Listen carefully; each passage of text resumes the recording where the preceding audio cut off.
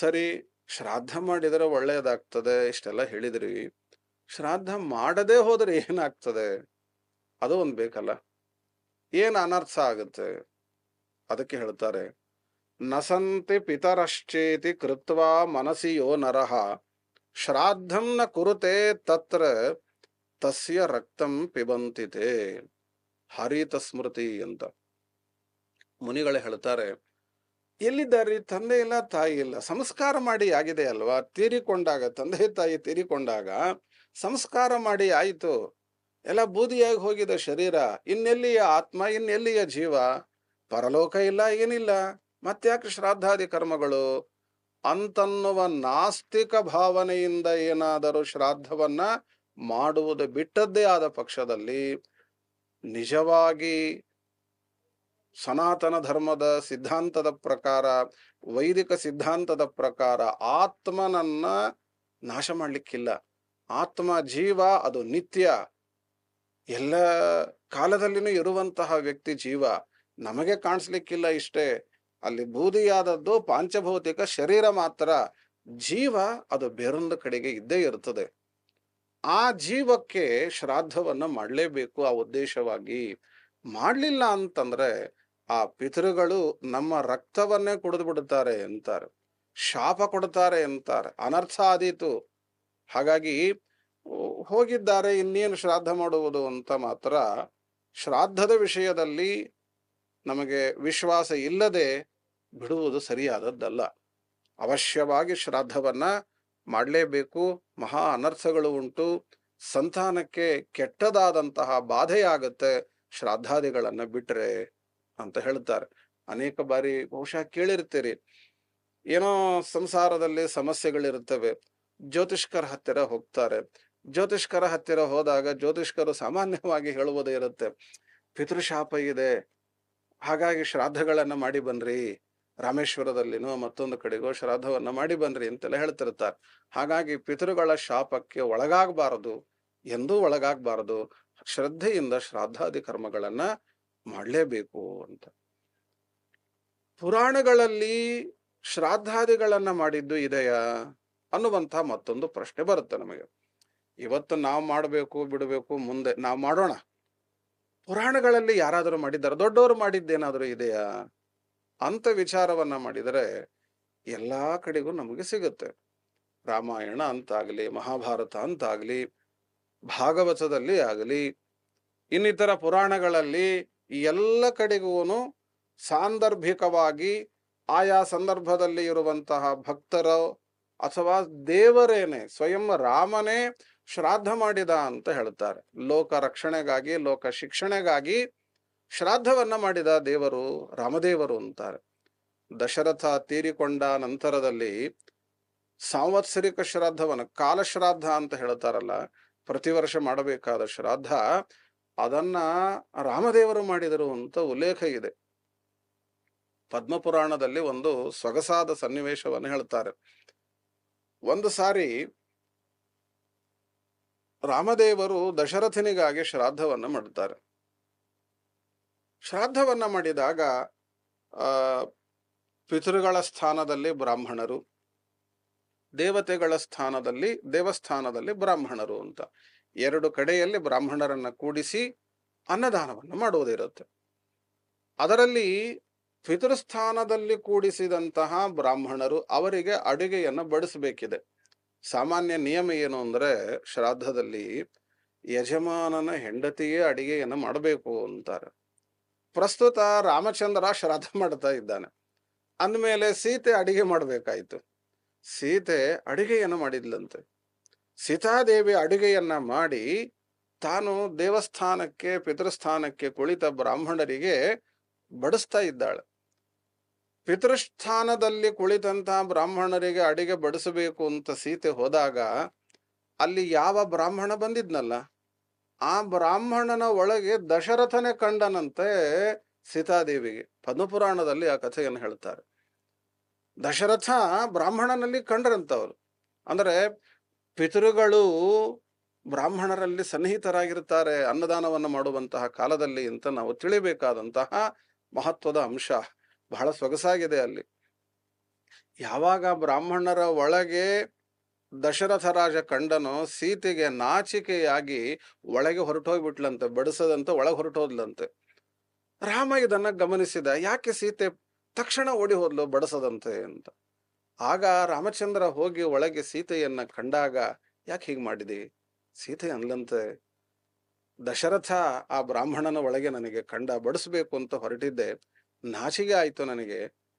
ಯಾಕೆಂದ್ರೆ ನನ್ನನ್ನ ದಶರಥ ಮಹಾರಾಜ ಕೊನೆಗೆ ನೋಡಿದಾಗ ನನ್ನ ದೇಹದ ಮೇಲೆ ತುಂಬಾ ಆಭರಣಗಳಿದ್ದು, ಭಾರಿ ಭಾರಿ ಸೀರೆಯನ್ನ ಉಟ್ಟಿದ್ದೆ. ಇವತ್ತು ನಾನು ಅರಣ್ಯದಲ್ಲಿ ಇದ್ದೇನೆ, ಅಡವಿಯಲ್ಲಿ ಇದ್ರು, ವನವಾಸಕ್ಕೆ ಹೋಗಿದ್ರು, ವನವಾಸದಲ್ಲಿ ನಡೆದ ಕಥೆ ಇದು. ಆ ವನವಾಸದಲ್ಲಿ ಒಂದು ಆಭರಣ ಇಲ್ಲ, ರಾಣಿ ತೊಡುವಂತಹ ವಸ್ತ್ರ ಇಲ್ಲ, ಭಾರಿ ವಸ್ತ್ರ ಇಲ್ಲ, ನಾರುಡೆಯನ್ನು ಹುಟ್ಟಿ ಇದ್ದೇನೆ. ಇಂತಹ ಸ್ಥಿತಿಯನ್ನ ದಶರಥ ನೋಡುವುದು ಬೇಡ ಅಂತ ನಾನು ನಾಚಿಕೆಗೊಂಡು ಒಳಗೆ ಬಂದೆ ಅಂತ ಹೇಳ್ತಾಳಂತೆ. ಬಹಳ ರೋಚಕವಾದಂತಹ ಕಥೆ ಇದೆ. ಯಾಕೆ ಹೇಳಿದೆ ಈ ಮಾತನ್ನ ಅಂದ್ರೆ, ಶ್ರಾದ್ದವನ್ನ ಮಾಡಿದಂತಹ ವಿಚಾರಗಳು, ಸನ್ನಿವೇಶಗಳು ಪುರಾಣಗಳಲ್ಲಿ ಬೇಕಾದಷ್ಟು ನಮ್ಮನ್ನು ನೋಡ್ಲಿಕ್ಕೆ ಸಿಗುತ್ತೆ. ಸ್ವಯಂ ರಾಮಚಂದ್ರನು ಶ್ರಾದ್ದವನ್ನ ಮಾಡಿ ಜಗತ್ತಿಗೆ ಶಿಕ್ಷಣೆಯನ್ನ ಕೊಟ್ಟಿದ್ದಾನೆ. ನೀವೆಲ್ಲರೂ ಅಧಿಕಾರಿಗಳು ಶ್ರಾದ್ದವನ್ನ ಮಾಡಿ. ಯಾವ ಜೀವನಿಗಾಗಿ ಮಾಡುತ್ತೇರೆ ಅವರು ಒಂದು ಅಂಶದಿಂದ ಆ ಪಿತೃಗಳಲ್ಲಿ ಬ್ರಾಹ್ಮಣರಲ್ಲಿ ಬಂದು ಸೇರಿರುತ್ತಾರೆ, ಅವರಿಗದು ಮುಟ್ಟುತ್ತೆ ಅನ್ನುವುದಕ್ಕೆ ಸಂಬಂಧಪಟ್ಟಂತೆ ಸೊಗಸಾದಂತಹ ಅಂಶವನ್ನ ಪುರಾಣವಾದದ್ದು ಹೇಳಿಕೊಡುತ್ತೆ. ಇನ್ನು ಮತ್ತೊಂದು ಮಹತ್ವದ ಅಂಶ ನಾವು ಚಿಂತನೆಯನ್ನ ಮಾಡಬೇಕು. ಶ್ರಾದ್ದವನ್ನ ಮಾಡಬೇಕು ಅಂತಾಯಿತು, ಹಿಂದೆ ದೊಡ್ಡವರೆಲ್ಲ ಮಾಡಿದ್ದಾರೆ, ಮಾಡಲೇಬೇಕು. ಶ್ರಾದ್ದದ ದಿವಸದಲ್ಲಿ ಏನ್ ಮಾಡಬೇಕು, ಏನ್ ಮಾಡಬಾರದು, ಇದು ಬಹಳ ಮಹತ್ವದ ಅಂಶ, ಚೆನ್ನಾಗಿ ನಾವು ತಿಳಿಯಬೇಕಾದದ್ದು. ಮೊದಲನೆಯದು, ಶ್ರಾದ್ದ ಕರ್ಮವನ್ನ ನಮ್ಮ ಮನೆಯಲ್ಲಿನೇ ಮಾಡಬೇಕು. ಇದು ಮೊಟ್ಟ ಮೊದಲ ಅಂಶ, ಚೆನ್ನಾಗಿ ನಾವು ತಿಳಿಬೇಕಾದ್ದು. ಇವತ್ತೇನಾಗಿದೆ ಅಂದ್ರೆ, ಶ್ರಾದ್ದ ಮಾಡೋದಂದ್ರೆ ಮಠದಲ್ಲೇ ಮಾಡೋದು ಅಂತ.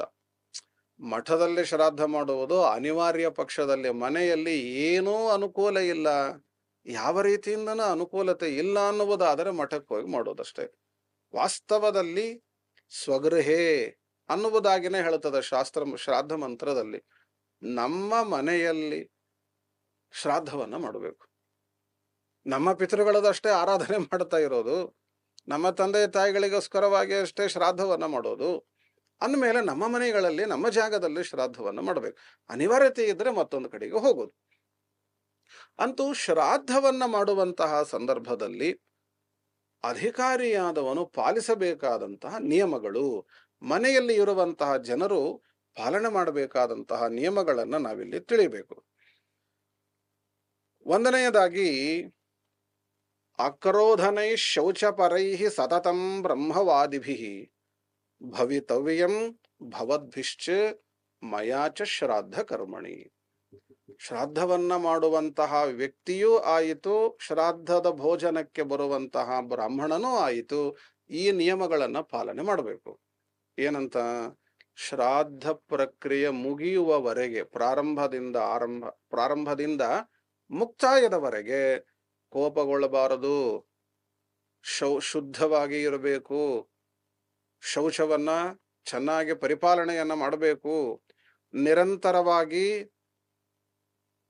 ಮಂತ್ರಗಳನ್ನ ಸ್ಮರಣೆಯನ್ನ ಉಚ್ಚಾರಣೆಯನ್ನ ಮಾಡ್ತಾ ಇರಬೇಕು, ಬ್ರಹ್ಮಚರ್ಯದಿಂದ ಇರತಕ್ಕದ್ದು. ಹೀಗೆ ಅನೇಕ ನಿಯಮಗಳನ್ನ ಅಧಿಕಾರಿ ಅಂದರೆ ಶ್ರಾದ್ದ ಮಾಡುವಂತಹ ವ್ಯಕ್ತಿಗೆ ಮತ್ತು ಬರುವಂತಹ ಬ್ರಾಹ್ಮಣನಿಗೆ ಹೇಳಿದ್ದಾರೆ. ಇದಲ್ಲದೆ ಶ್ರಾದ್ದವನ್ನ ಮಾಡುವಂತಹ ವ್ಯಕ್ತಿ ಅವತ್ತು ದಂತಧಾವನ ಮಾಡಬಾರದಂತೆ.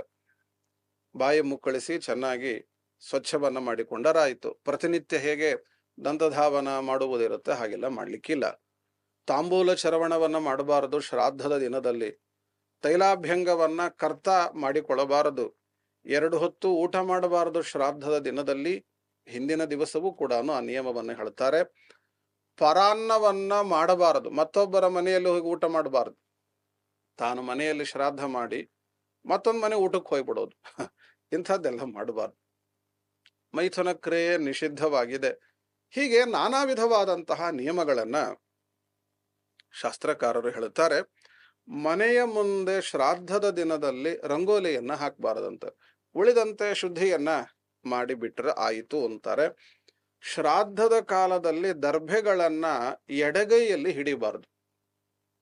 ವಾಮಹಸ್ತೆ ಚ ದರ್ಭಾನ್ಸ್ತು ಗೃಹೇ ರಂಗವಲೀಂ ತಥಾ ಲಲಾಟೆ ತಿಲಕಂ ದೃಷ್ಟ್ವಾ ನಿರಾಶಾ ಪಿತರೋ ಗತಃ.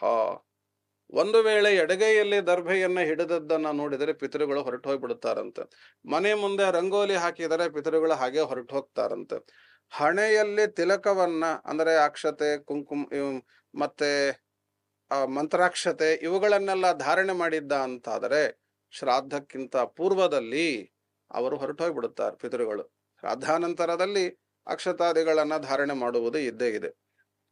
ಆದ್ದರಿಂದ ಇವುಗಳನ್ನ ಚೆನ್ನಾಗಿ ಪರಿಪಾಲನೆಯನ್ನು ಮಾಡಬೇಕು. ನಿಯಮಗಳನ್ನು ತಿಳಿದುಕೊಂಡು ಶ್ರಾದ್ದ ಮಾಡುವಾಗ ಸಾಲಿಗ್ರಾಮದ ಸನ್ನಿಧಾನದಲ್ಲಿ ಶ್ರಾದ್ದವನ್ನ ಮಾಡಬೇಕು. ಶ್ರಾದ್ದವನ್ನ ಸಾಲಿಗ್ರಾಮ ಸನ್ನಿಧಾನದಲ್ಲಿ ಮಾಡಬೇಕು ಅಂತಾರೆ. ಮಹಾಫಲವನ್ನು ಹೇಳುತ್ತಾರೆ. ಸಾಲಿಗ್ರಾಮದಲ್ಲಿ ಪರಮಾತ್ಮನ ವಿಶೇಷ ಸನ್ನಿಧಾನ ಇರುತ್ತೆ, ಅದನ್ನು ಇಟ್ಟುಕೊಂಡೇನೆ ಮಾಡಬೇಕು. ಸಾಲಿಗ್ರಾಮ ವಿಷ್ಣು ವೈಷ್ಣವ ಚಕ್ರಾಂಕಿತಾದಿಗಳ ಸನ್ನಿಧಾನದಲ್ಲಿ ಶ್ರಾದ್ದವನ್ನು ಮಾಡುವುದು ಅಂತ ಹೇಳುವುದಿದೆ. ಇನ್ನು ಶ್ರಾದ್ದಗಳನ್ನ ಮಾಡುವಾಗ ಬಳಸಬೇಕಾದ ಪಾತ್ರೆಗಳ ಬಗ್ಗೆ ನಾವು ಮಾಹಿತಿಯನ್ನು ಪಡಿಬೇಕು. ಎಂಥದೋ ಪಾತ್ರೆಗಳನ್ನ ಬಳಸುವುದಲ್ಲ. ಯಾವುದೇ ಕಾರಣಕ್ಕೂ ಕಬ್ಬಿಣದ ಪಾತ್ರೆಯನ್ನ ಶ್ರಾದ್ದಗಳಲ್ಲಿ ಬಳಸಬಾರದು ಅಂತಾರೆ. ಶ್ರಾದ್ದ ಮಾಡುವಾಗ ಸಾಧ್ಯತೆ ಇದ್ದಲ್ಲಿ ಬೆಳ್ಳಿಯ ಪದಾರ್ಥಗಳನ್ನ ಬಳಸಬೇಕು. ಪಿತೃದೇವತೆಗಳಿಗೆ ಬೆಳ್ಳಿಯ ಪದಾರ್ಥ ತುಂಬಾ ಇಷ್ಟ. ದೇವತಾ ಸ್ಥಾನದಲ್ಲಿ ಇರುವಂತಹ ಬ್ರಾಹ್ಮಣನಿಗೆ ಪೂಜಿಸುವಾಗ ಸುವರ್ಣದ ದಾನವನ್ನ ಮಾಡಬೇಕಂತೆ. ಪಿತೃಗಳಿಗೆ ಪಿತೃಸ್ಥಾನದಲ್ಲಿ ಇರುವ ಬ್ರಾಹ್ಮಣನಿಗೆ ದಾನ ಮಾಡುವಾಗ ಬೆಳ್ಳಿಯನ್ನ ದಾನ ಮಾಡಬೇಕು ಅಂತಾರೆ. ಬೆಳ್ಳಿಯ ಪದಾರ್ಥಗಳು ಒಂದಾದರೂ ಬಳಸುವುದು ಅಥವಾ ದಾನ ಮಾಡುವುದು ಶ್ರಾದ್ದದ ನಿಯಮವನ್ನು ಹೇಳ್ತಾರೆ. ಕನಿಷ್ಠ ಪಕ್ಷ ಬೇರೆ ಏನೂ ಸಾಧ್ಯತೆ ಇಲ್ಲದೆ ಇದ್ದರೂ ತಾಮ್ರದ, ಹಿತ್ತಾಳೆಯ ಈ ಮೊದಲಾದ ಪದಾರ್ಥಗಳನ್ನ ಪಾತ್ರೆಗಳನ್ನ ಬಳಸಬೇಕೇ ಹೊರತು ಯಾವುದೇ ಕಾರಣಕ್ಕೂ ಕಬ್ಬಿಣದ ಪಾತ್ರೆಯನ್ನ ಶ್ರಾದ್ದ ಕ್ರಿಯೆಯಲ್ಲಿ ಬಳಸತಕ್ಕದ್ದಲ್ಲ. ನಿರಾಶರಾಗಿ ಪಿತೃಗಳು ಹೊರಟು ಹೋಗ್ತಾರೆ. ಅಯಸೋ ದರ್ಶನಾದೇವ ಪಿತರಹ ವಿದ್ರವಂತಿ. ಹಾಗಾಗಿ ಎಚ್ಚರಿಕೆಯಿಂದ ಈ ನಿಯಮಗಳನ್ನ ತಿಳಿಬೇಕು. ಇನ್ನ ಕೆಲವೊಮ್ಮೆ ಶ್ರಾದ್ದವನ್ನ ಮಾಡುವಾಗ ಈ ಮುತ್ತೈದೆ ಶ್ರಾದ್ದ ಹೀಗೆಲ್ಲ ಮಾಡ್ತಿರ್ತಾರೆ. ಶ್ರಾದ್ದದ ಸಂದರ್ಭದಲ್ಲಿ ಹೂವಿನಿಂದ ಅರ್ಚನೆ ಮಾಡಬೇಕಾದಂತಹ ಸಂದರ್ಭ ಬರುತ್ತದೆ. ಅಂತಹ ಕಾಲದಲ್ಲಿ ಎಂಥದೋ ಹೂವನ್ನು ತಂದು ಪೂಜೆಯನ್ನು ಮಾಡಬಾರದು. ಅದನ್ನು ಕೂಡ ಹೇಳ್ತಾರೆ. ಕೇತಕಿ, ಬಕುಲ, ಕರವೀರ, ಜಾಜಿ ಈ ಮೊದಲಾದಂತಹ ಹೂವುಗಳನ್ನ ನಿಷೇಧವನ್ನ ಮಾಡುತ್ತಾರೆ. ಶ್ರಾದ್ದದ ಒಂದು ಸಂದರ್ಭದಲ್ಲಿ ಶುದ್ಧವಾದಂತಹ ಹೂವುಗಳಿಂದ ದೇವರಿಗೆ ಅರ್ಪಣೆ ಮಾಡಿದ ನಿರ್ಮಾಲ್ಯದಿಂದ ಪಿಂಡದ ಅರ್ಚನೆಯನ್ನ ಮಾಡುವಂತಹದ್ದು ಅಥವಾ ಶ್ರಾದ್ದದ ಪ್ರಕ್ರಿಯೆಯಲ್ಲಿ ಬಳಸಬೇಕು ಅಂತ. ಇನ್ನೊಂದು, ಶ್ರಾದ್ದದಲ್ಲಿ ಕುತಪ ಅಂತ ಒಂದು ಶಬ್ದವನ್ನ ಬಳಸ್ತಾರೆ. ಶ್ರಾದ್ದದ ಪ್ರಕ್ರಿಯೆಯಲ್ಲಿ ಅಲ್ಲ, ಶ್ರಾದ್ದದ ವಿಚಾರವನ್ನ ಚಿಂತನೆ ಮಾಡುವಂತಹ ಕಾಲದಲ್ಲಿ ಕುತಪ ಅಂತ ಒಂದು ಶಬ್ದ ಬರುತ್ತೆ. ಹಾಗಂದ್ರೆ ಏನು ಅನ್ನುವಂತಹ ಪ್ರಶ್ನೆ. ಇಲ್ಲಿ ಕುತಪ ಅಂತನ್ನುವುದಾಗಿ ಈ ಶಬ್ದಕ್ಕೆ ಕು ತಪ ಕುತಪ. ಕು ಅಂದ್ರೆ ಪಾಪ, ಕೆಟ್ಟದ್ದು ಅಂತ ಅರ್ಥ. ತಪ ಅಂದ್ರೆ ತಾಪಗೊಳಿಸಿ ಅದನ್ನ ಕಳೆಯುವುದು, ಪಾಪವನ್ನ ಕಳೆಯುವುದು ಅಂತ ಇಷ್ಟ ಅಭಿಪ್ರಾಯ. ಶ್ರಾದ್ದ ಮಾಡುವಾಗ ನಡೆಯಬಹುದಾದ ಕೆಟ್ಟದ್ದು ಅಂತೇನಿರಬಹುದು ಅದನ್ನ ಕಳೆಯುವಂತಹದ್ದು ಕುತಪ ಅಂತ. ಹಾಗಾದ್ರೆ ಕುತಪ ಅಂದ್ರೆ ಏನದು, ಯಾವ್ಯಾವುವು ಅನ್ನುವಂತಹ ಪ್ರಶ್ನೆ ಇದೆ.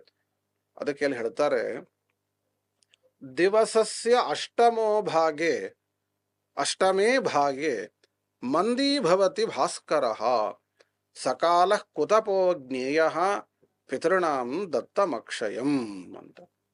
ಒಂದು ದಿವಸ ಅಂದ್ರೆ ಹಗಲನ್ನ ನಾವು ನೋಡ್ತಾ ಹೋದರೆ ಅದರಲ್ಲಿ 15 ಮುಹೂರ್ತಗಳಿರುತ್ತವೆ. 15 ಮುಹೂರ್ತದಲ್ಲಿ 8ನೇ ಮುಹೂರ್ತ ಬಹುಶಃ ಮಧ್ಯಾಹ್ನದ 11:30 ಅಲ್ಲಿಂದ ಮುಂದಿನ ಕಾಲ. ಆ ಕಾಲವನ್ನ ಕುತಪ ಕಾಲ ಅಂತ ಕರೀತಾರೆ. ಹಾಗೆ ಅಂತ ಸಂಜೆವರೆಗೂ ಹೋಗ್ಬಾರದು. ಆದಷ್ಟು 11:30 ಆದ ಕೂಡಲೇ ಏನು ಸಮಯ ಇದೆಯಲ್ಲ ಅದನ್ನ ಕುತಪ ಕಾಲ ಅಂತ ಕರೀತಾರೆ. ಆ ಕಾಲದಲ್ಲಿ ಪಿಂಡ ಪ್ರದಾನವನ್ನ ಮಾಡಬೇಕು ಅಂತ. ಇದು ಒಂದು ಮಹತ್ವದ ಅಂಶ. ಕಾಲ, ಕುತಪ ಕಾಲವನ್ನ ಕಾಯ್ಬೇಕು. ಇನ್ನು ಎರಡನೆಯದಾಗಿ ಖಡ್ಗ ಪಾತ್ರ ಅಂತ ಬಳಸ್ತಾರೆ ಶ್ರಾದ್ದದಲ್ಲಿ. ನೇಪಾಳ ಕಂಬಳಿ ಅಂತಾರೆ. ನೇಪಾಳದ ಕಂಬಳಿಯನ್ನು ಬಳಸಬೇಕಂತೆ. ಮತ್ತು ಬೆಳ್ಳಿ ಪದಾರ್ಥವನ್ನ ಬಳಸಬೇಕಂತೆ. ದರ್ಭೆಗಳು, ಎಳ್ಳು, ಮತ್ತೆ ಗೋ ಮತ್ತು ದೌಹಿತ್ರ ಅಂತ ಅಂದ್ರೆ ಮಗಳ ಮಗ, ಇವನು ಕುತಪ. ಇವರೆಲ್ಲರೂ 8 ಜನರನ್ನ ನಾನು ಹೇಳಿದೆ ಇದುವರೆಗೂ, 8 ಪದಾರ್ಥಗಳನ್ನ. ಆ 8 ಪದಾರ್ಥಗಳಿಗೂ ಕುತಪ ಅಂತ ಹೆಸರು. ಇವರನ್ನ ಶ್ರಾದ್ದದಲ್ಲಿ ಈ ಪದಾರ್ಥಗಳನ್ನ ಅವಶ್ಯವಾಗಿ ಬಳಸಬೇಕು ಅಂತಾರೆ. ಇವರನ್ನ ಅಥವಾ ಇವುಗಳನ್ನ ಬಳಸಿದರೆ ನಮಗೆ ಆ ಶ್ರಾದ್ದದಲ್ಲಿ ಬರುವಂತಹ ಏನು ದೋಷಗಳು, ಪಾಪಗಳು ಅಂತಿರುತ್ತೋ ಅವೆಲ್ಲ ಪರಿಹಾರವಾಗ್ತವೆ ಅನ್ನುವಂತಹ ಮಾತನ್ನು ಹೇಳ್ತಾರೆ. ಇದಿಷ್ಟು ಕೆಲವು ವಿಶೇಷ ಅಂಶಗಳನ್ನ ಇವತ್ತು ನಾವು ಚಿಂತನೆಯನ್ನ ಮಾಡಿದ್ದೇವೆ. ಇದೇ ರೀತಿಯಾದ ಮಹತ್ತರವಾದ, ಅನಿವಾರ್ಯವಾಗಿ ತಿಳಿಯಲೇಬೇಕಾದ ಶ್ರಾದ್ದಕ್ಕೆ ಸಂಬಂಧಪಟ್ಟ ಇನ್ನೂ ಅನೇಕ ವಿಷಯಗಳಿವೆ. ಅದನ್ನ ನಾವು ಮತ್ತೆ ಮುಂದಿನ ಭಾಗದಲ್ಲಿ ತಿಳಿಯುವ ಪ್ರಯತ್ನವನ್ನ ಮಾಡೋಣ. ಮಧ್ವಾಂತರ್ಗತ ಶ್ರೀ ಕೃಷ್ಣಾರ್ಪಣಮಸ್ತು.